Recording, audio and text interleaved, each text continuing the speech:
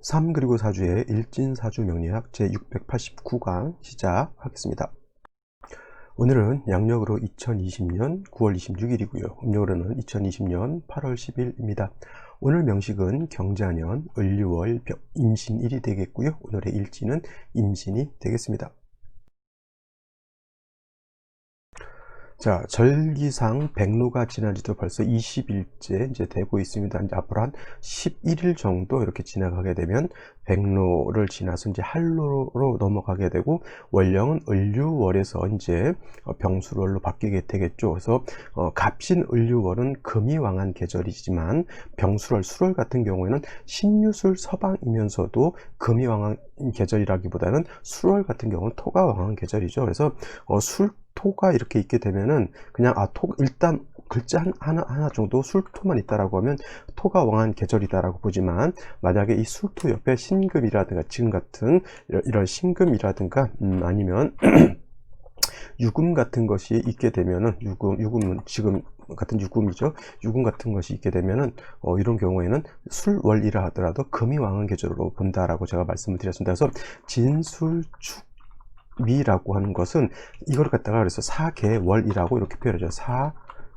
사계월이에요. 사계월이라고 이렇게 표현하는데, 사자는 넉사자에다가 이거 개자는 끝 개자죠. 그래서 진은 봄의 끝, 술은 가을의 끝, 축은 겨울의 끝, 미는 여름의 끝. 그래서 사계월이라고 이렇게 표현합니다. 제가 뜬금없이 이걸 왜 말씀을 드리냐면, 아까 이제 어떤 분이 이제 질문하신 분이 좀 있었는데, 뭐 토가 있으면 토 왕절인데 왜 지는 목이 왕하고 술은 왜 금이 왕하냐, 이걸 갖다가 이제 질문하신 사람이 있어가지고 그거에 대해서 이제 답변을 하다가 생각이 나서, 다 아시는 내용이라고 생각해요. 이제 처음 명리를 공부하시는 분들은 이거를 사계월이라고 하는 이 개념을 잘 모르니까, 지는 왜 목이 왕할까요? 술은 토인데 왜 금이 왕할까요?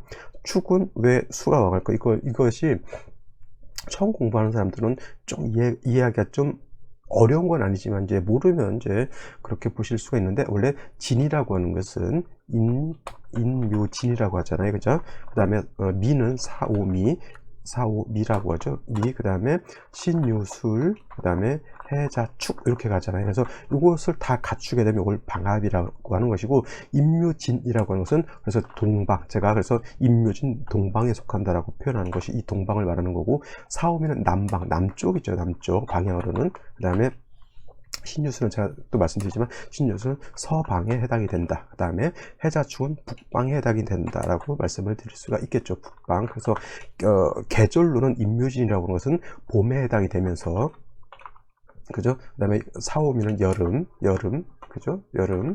그 다음에 신유술은 가을에 해당이 될 것이고,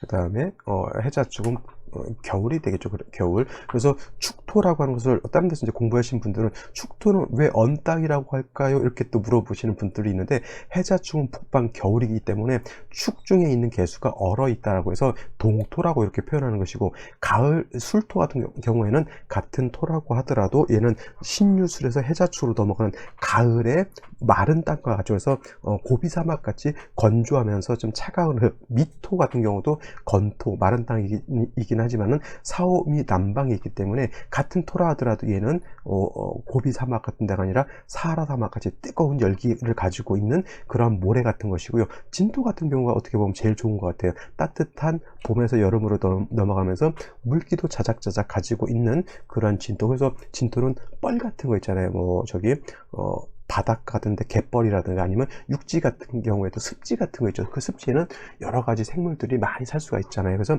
진술축미토가 다 토임에도 불구하고 가장 생명력이 있고 가장 만물이 자생하기가 좋은 흙이 뭐냐면 바로 이 진토에 해당이 되고, 그러면 술토는 뭐 아무 용도가 없냐, 그건 아니고, 술토 같은 경우에는 마른 땅이기 때문에 임수를 제방할 때는 진토보다는, 얘는 물기를 가지고 있는 습토이기 때문에 진토보다는 술토가 더 임수를 제방할 때는 더 좋다. 단 축토 같은 경우도 습토이긴 하지만 얼어져 있는 땅이기 때문에 얘는 반드시 따뜻한 화가 있어서 얘를 갖다가 어떻게 녹여야지만 쓸 수 있는 것이고, 미토 같은 경우에는 뜨겁기 때문에 물이 좀 있어줘야지만 얘가 습토화돼서 용도가 있을 것이다, 이렇게 보는 거예요. 그래서 어떻게 보면은 임유, 레진, 사오, 신유, 해자는 명확해요. 목이 왕한 것이고, 사오는 화가 왕한 것이고, 신유는 금이 왕한 것이고, 해자는 수가 왕한 것인데, 진술충미라고 하는 것은 토가 왕한, 색깔은 토인데 경우에 따라서는 이것들이 변화가 굉장히 많습니다. 여러분, 진토를 제가 목이 왕한 계절이라고 했지만은, 이 진토라고 하는 것은 진유합금할 수 있죠. 진유합금하게 되면 얘는 다시 금이 왕해지게 되고요. 그 다음에 신자진, 수국, 신자진, 이렇게 수국을 또 짜게 되면 얘는 토이지만, 목이 왕은 토이지만은 얘는 또 수국을 형성할 수도 있다라고 하는 것. 그러니까 토라고 하는 것이 이렇게 변화가 좀 많이 있기 때문에 이런 것들은 좀 신중하게 이렇게 살펴보는 것이 사주를 볼 때 필요하다라고 말씀을 드릴 수가 있겠죠. 자, 오늘 이제 임수에 대해서 이제 간단하게 이제 보고요. 월령 6월에 대해서 이제 보고 넘어가도록 하겠습니다. 자, 임수라고 하는 것은 양수에 해당이 되는 거고요. 양에 해당이 되는 물, 그다음에 임수라고 하는 것은 비유를 할 때, 물상으로 비유를 할 때 대해수라고 표현합니다. 대해수. 그래서 큰 바다라든가 강호수 같은 그런 것인데, 얘는 이제 개수, 내일 공부하게 될 개수라고 하는 것은 임수에 비해서는 작은 물이에요. 음수에 해당이 되고, 얘는 우로수라고 해요. 우로수. 물론 이제 비가 많이 오게 되면은 그 빗물이 모여서 큰 강을 이룰 수 있죠. 그래서 개수라고 하는 것이 모이면 임수화 될 수는 있지만은, 개수 자체, 하늘에서 내리는 비 자체는 그렇게 스스로가 큰 임수는 되지 않죠. 그것이 모여 있었을 때는 큰 물이 될 수 있지만, 그래서 우로수인 개수 같은 경우에는 뭐가 생명이냐면 청징함이 생명이라고 했어요. 맑고 깨끗한 것이 생명이죠. 물론 이제 임수도 맑고 깨끗한 걸 좋아하죠. 오늘같이 특히나 6월의 임수 같은 경우에는 어떤 걸 좋아하냐면 금백, 수, 청함을 좋아한다라고 말씀을 드렸습니다. 하지만 임수하고 개수를 이렇게 나눠놓는 그 이유가 뭐냐면, 개수는 청징함을 좋아함에 반해서 임수 같은 거에는 뭐냐면은 충분지성이 있다라고 하는 이 특징 때문에 임수하고 개수를 나누는 거예요. 개수 자체는 작은 물이기 때문에 그렇게 충분한 성질이었지만은, 임수는 큰 바다라든가 강호수가 물이 많아지게 되면 뚝을 터치고 물이 범람할 수 있는 것이고요. 아니면 큰 쓰나미라든가 해일 같은 것이 일게 되면, 우리나라 같은 경우도 해일 피해를 1년에도 수십 번씩 이렇게 받는다고 하죠. 임수는 이러한 충분한 성질을 가지고 있고, 개수는 그것이 없다라고 하는 것. 즉, 또 같은 수라 하더라도 임수에 비해서 개수가 더 청징, 맑고 깨끗함을 좋아한다라고 하는 겁니다. 그래서 임수 같은 것 특징, 충분한 성질이 있기 때문에 무토로서 제방하는 것을 매우 좋아하는 것이고요. 반대로 개수 같은 경우에는 일간 자체가 작고 깨끗한 물이기 때문에 토를 보는 것은 좋아하지 않아요. 오히려 개수 같은 경우 무기토를 보게 되면, 무토나 기토 같은 것을 보게 되면 탁수가 된다 그러죠. 탁수, 물이 탁해지기 때문에 이런 경우에는 간목으로서 토를 제거해 주어야지만 개수가 맑아질 수 있죠. 쉬운 말로 제가 개수를 설명할 때 내일도 또 설명하겠지만, 정화수라든가 아니면 우리 집에서 쓰는 그거 있죠. 정수기에서 나오는 그런 맑고 깨끗한 물, 사람이 바로 먹을 수 있는 그러한 물이다라고 이렇게 생각하시면 되겠어요. 그래서 개수는 요 정화수를 생각하시고요. 그 다음에 임수라고 하는 것은 큰 바다인데 이렇게 충분한 성질을 가지고 있다. 그래서 임수는 왕했을 때는 무토로서 제방을 해야지만 용도가 생기는 것이고요. 개수는 무기토를 보기보다는 따뜻한 햇볕과 그 다음에 토를 봤을 때는 간목으로서 토의 기운을 제거시켜주는 것. 따지고 보면 정수기의 필터 같은 그런 역할을 하는 것이 바로 이 간목이다라고 보시면 되겠습니다. 을목은 토를 제거하는 기능이 그렇게 크질 않습니다. 간목이라야지만 무토, 기토를 제거할 수 있는 그런 힘을 가지고 있는 것이고요. 이러한 임수가 태어난 월령 6월이라고 하는 그런 계절입니다. 가장 12개월 중에서 금이 가장 깨끗한 계절이 바로 이 6월인 것이고, 그 다음에 6월은 금왕절이다라고 볼 수가 있겠습니다. 이 6월 안에는 지장간이 경금이라고 하는 것, 그 다음에 신금이라고 하는 것이죠. 그래서 탁기가 전혀 없습니다. 6월 같은 경우 경금이 있다 손치더라도 얘는 마치 없는 것과 같은 것이고요. 6월에 금은 신금만 있다라고 이렇게 생각하시면 되는데, 제가 신금을 설명할 때는 뭐예요? 단련을 마친 맑고 깨끗한 보석이라든가 주옥 같은 거 이렇게 생각하시면 좋다고 했죠. 그래서 깨끗함을 좋아하는 것이 바로 이 신금인 것이고, 여러분들 집에서 어항 같은 거 키울 때 그 밑에다가 물론 이제 조개 껍질 같은 것도 넣어놓지만은 깨끗한 돌 같은 거 있죠. 자갈 같은 것도 이렇게 갖다 넣죠.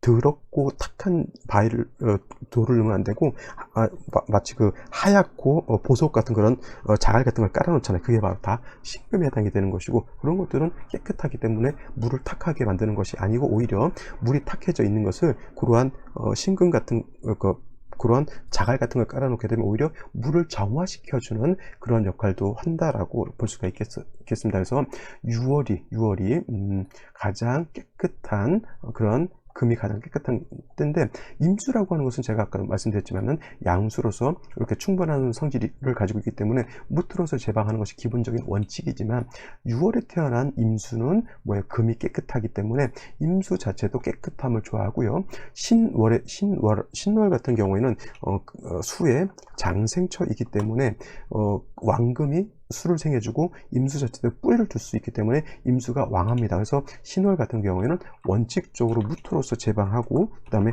병화로서 조후하는 것을 따른다라고 하면, 6월은 임수가 맑고 깨끗한 금의 생존은 받을지언정 임수가 유의 통근을 할 수가 없다라고 이렇게 볼 수가 있겠죠. 그래서 신월하고 6월하고 똑같은 금이 왕한 계절임에도 불구하고, 신월 같은 경우 임수는 충분한 성질을 나타내지만 6월은 그런 것이 없어요. 그래서 6월의 임수는 아까도 말씀드렸던 것처럼 금백수창함을 좋아한다. 그래서 금도 깨끗하고 물도 깨끗하기 때문에 이런 경우에는 무토, 기토를 보는 것을 좋아하지 않고요. 오히려 목이라든가 화를 봐서 금과 수를 더욱더 깨끗하고 반짝반짝하게 만드는 것이 필요하다라고 볼 수가 있겠습니다. 그런데 이제 이것은 이제 6월에 유군만 있었을 때 그렇게 볼 수가 있는데, 예를 들어서 지지의 자수라든가 또 해수라든가 아니면 또 신금 같은 것이 이렇게 또 있을 수가 있어요. 이런 경우에는 6월에 임수라 하더라도 임수 자체가 자수, 해수, 신금을 보게 되면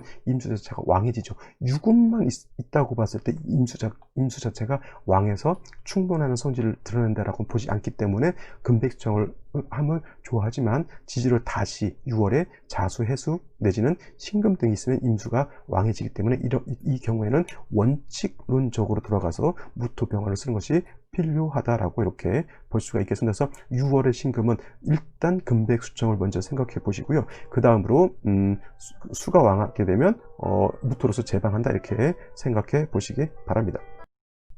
자, 오늘의 명식 다시 한번 살펴보도록 하죠. 일간은 임수라고 하는 일간, 양수가 되겠고요. 원령 자체는 금왕절인 6월인데, 임수가 유를 보게 되면 인성이죠. 인성. 격국을 놓고 보게 되면 인성이기 때문에 인수격 이렇게도 표현을 하고요. 그냥 뭉뚱그려서. 근데 이제 저거를 인이냐 편인이냐를 놓고 보게 되면은 저거는 이제 정인이라고 해서 정인격 이렇게 놓고 볼 수가 있습니다.